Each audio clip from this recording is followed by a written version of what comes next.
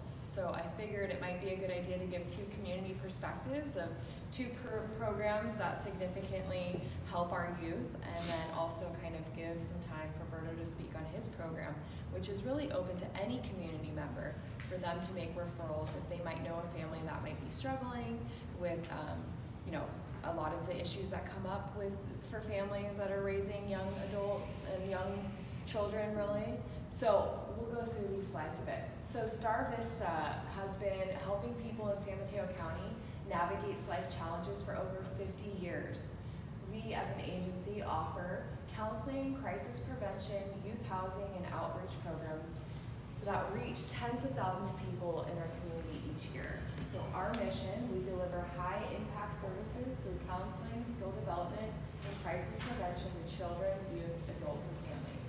Our mission is that all children, youth, and adults receive quality services to support them in reaching their potential. And we utilize a strength-based, holistic approach guided by our core values: respect, passion, partnerships, accountability, innovation, integrity, and history.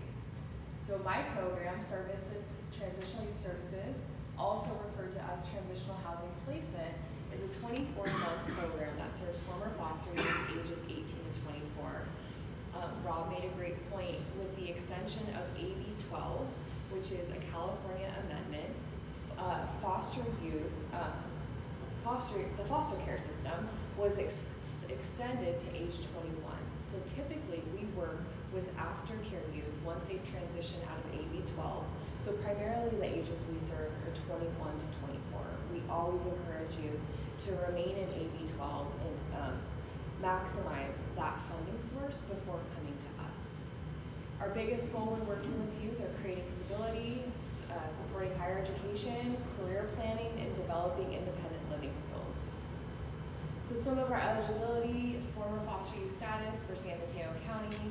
They have to meet 30 hours of productivity hours each week. So this could be work, school, mental health support.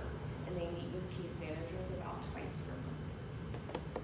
So we provided various different types of support: education, employment, mental health, connecting to San Mateo County's mental health resources, as well as we miss our partnership with Peninsula Family Services, but Rob has been a great, tremendous support to our program as well.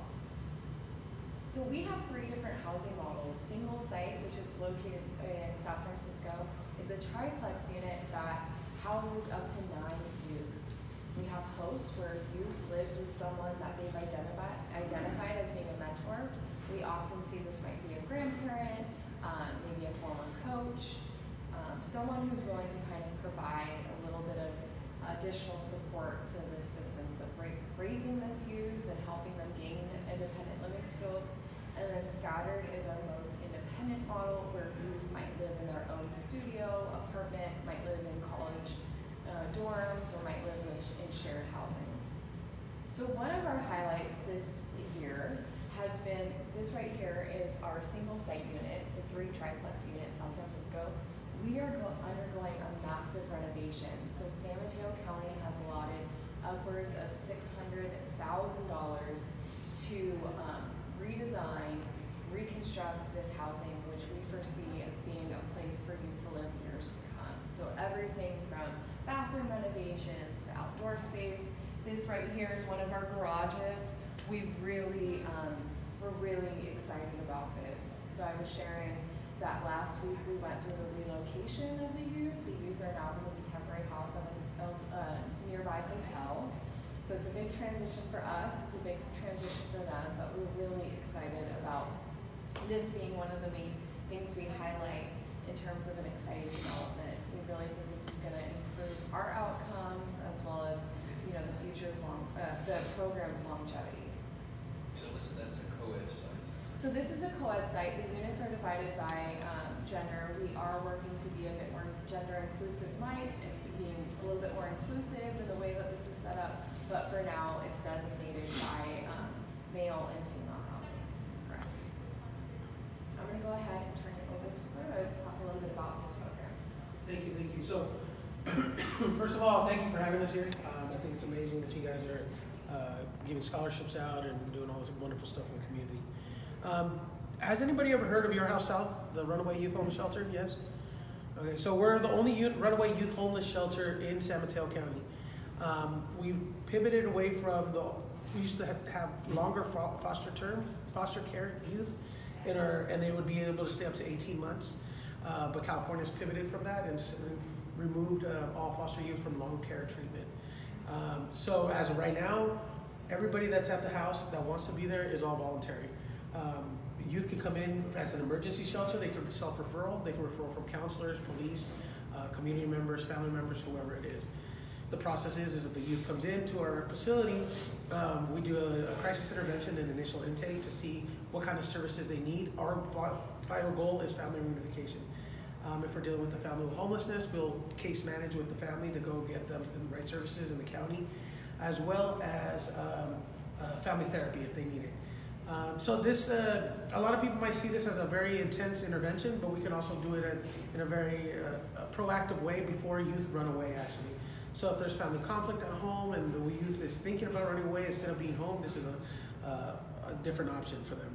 We are a 24-hour crisis line, and we also are licensed by the state of California. So we do have to go under the strict regulations of the California guidelines of community care licensing. Other than that, we are off of Woodside. It's a 6-bed facility with 3 bedrooms. We're also co-ed from the ages of 10 to 17. So from 10 to 13-year-olds is rare, but it does happen. So it's something that we have to really evaluate where the maturity statuses of the whole population. We can't have a 17-year-old with a 10-year-old if the maturity level and the capacity is not there. So we always have an on-wake staff there at all times. Our shifts are from 8 to 4, 4 to midnight, and midnight to 8 o'clock. And we welcome anybody that's in need. So yeah, that's kind of the overview. I also welcome everybody that wants to come in and take a tour. I love showing off the place. It's amazing. Yeah, is there any questions? How long have you been there? I'm sorry? How long has the program been going? Oh, yeah, great question. So Your House South, it's called Your House South because there used to be a Your House North. And it started in the YMCA. So went from the YMCA, then it went to YFIS, Youth and Family Enrichment Services, and then they transferred over to Star Vista. So about 30 years Your House South has existed. 35 years, yeah. And it's been in different locations. The Your House North was in Daly City. Unfortunately, because of low numbers, they just downsized us to this one. And this one's been there for about, I think, over 25 years in this exact location, yes. Do you have to turn any runaways away because of limited space? Sometimes when we don't have a bed space, we have to refer out. We work with Huckleberry House in San Francisco and the Bill Wilson Center in Santa Clara. So we would be able to kind of maneuver and network with them. Another reason we would turn away is, unfortunately, if they are under the influence, we wouldn't necessarily turn them away, but we'd have to go get them medically cleared. So they have to go to the emergency room, make sure that their vitals are okay for them to come back in. And the last reason is if they're violent, because that's a safety concern for the other residents. We would have to turn that away. Other than that, I don't foresee any other reason. Yes. What is the common denominator? Why these young people run away from home? For a lot of different reasons. Sometimes it's because in the housing crisis that we have right now, there's so many families that are living under one roof. That builds the stress. Maybe there may be 4 people per room, and youth just don't want to be there. Another reason might be that they might not be accepting their sexuality at home. There might be cultural differences with families coming in their first generation. And sometimes I recognize that when working with the families might speak only Spanish, and the youth are having a difficult time communicating with their own parents because they're learning English and they're under the culture, the Americanized culture, and parents don't know how to control that. So a lot of different reasons. But and then abuse. There's a lot of sometimes we're dealing with abuse in the household where they have to get out. So, and we work closely with CPS. If we're all mandated reporters, so if somebody comes into our facility and we recognize that there's abuse, we have to report that. So, yeah. I have a question. So what is the communication like for someone who, like a school counselor, if they want to make a referral How much do you have to seek parents' permission in Mhm. order for the youth to be there? How do you communicate if there are risks for abuse and things like Yeah. that going on? No, and that's where it gets a little tricky. We don't have to report that the youth is there until the youth gets into our services. So we can evaluate first, and then we have to report that the youth is there. So if the youth is concerned that the parent's not going to be on board, we have to make a safety assessment. If the abuse is really just, you could see it, we could call CPS, and CPS will get involved. And then after they're involved, that they take it over, and then we're just a shelter. But for the most part, we have to get parents involved. And then if there is reports of abuse, then the investigation starts off from there. Yeah. So, So you talked about the goal of reuniting the families. Correct. Right? So that is always your goal? Always. And is there counseling? yes, we have a family therapist on site. So the therapist, they can actually, youth don't necessarily have to stay there to participate in the family therapy. So if they come in and they're like, I don't want to stay there, so they can start working with the therapist, and then maybe down the line that seed's been planted, and then they can come in. But yes, there's family therapy, and there's aftercare that they can continue coming back after the days that they're there. We say that we're a 21-day stay because that's what the grants are for, but we can always re-enlist after the 21 days. Finding somebody housing doesn't happen in 21 days. So what we're coming to terms as well is that even though we have a lot of great partnerships with shelters around the community, and for the families, they're even better than just the regular shelters without families. Youth feel more comfortable being at our house, and then it's easier to navigate with the parent being out, and then we can have the youth at least stabilized. Because our shelter is a home, that's the house. It's in a regular community, and we're blessed to be there because it is right next to Atherton, and no shelter is usually in such an affluent area like we have right now. So, and it's very calm and peaceful, so it does well for their mental state. You mentioned the goal is family reunification. I'm assuming during the assessment process, at least once in a while, it becomes obvious that reunification is not in the best interest of the child. What then happens? What are the resources for that child? How does that happen? So basically, we don't have another child falling through the cracks in the system and all of a sudden is put in a worse position. How does that work? Yeah, so we take pride in us being the safety net and for that not to happen. Unfortunately, by the time if we have to get CPS involved, that's made. If that family reunification is not an option, the process starts with us to getting them into foster care, and then that's when CPS, a social worker, a case manager from the county, will start taking over that. It unfortunately happens more often than not, where families are just not. They're fed up, but other times it's more of the respite period that they need. It doesn't have to be 21 days. Some families are just in conflict for whatever happened from Friday, and then they want to get discharged on Saturday, and that's fine. Sometimes just the crisis intervention is just enough, just coming in and talking about it. Yes, sir? On the foster care side, Yeah. I forget whether it was WhatsApp or Facebook or one of the social medias, somebody posted that rather than giving suitcases to Goodwill or anything else, give it to foster care. Yeah. And then somebody else posted, no, foster care can't take it. That's a great, I recently saw that post as well. So where that stems from is, years ago, and probably even up until recently, many youth who transition from placement to placement were essentially throw your bags throw your belongings in a bag, traditionally a garbage bag, and that's what you're taking to your next placement. So Facebook and social media recently came out with ads such as, if you have extra suitcases, please feel free to donate them. Our program in particular would especially appreciate donations such as that.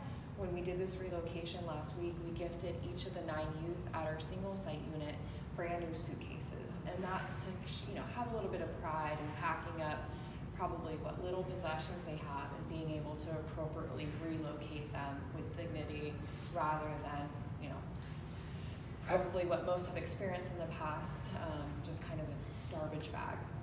How many people relocate, like a month, maybe out of the program?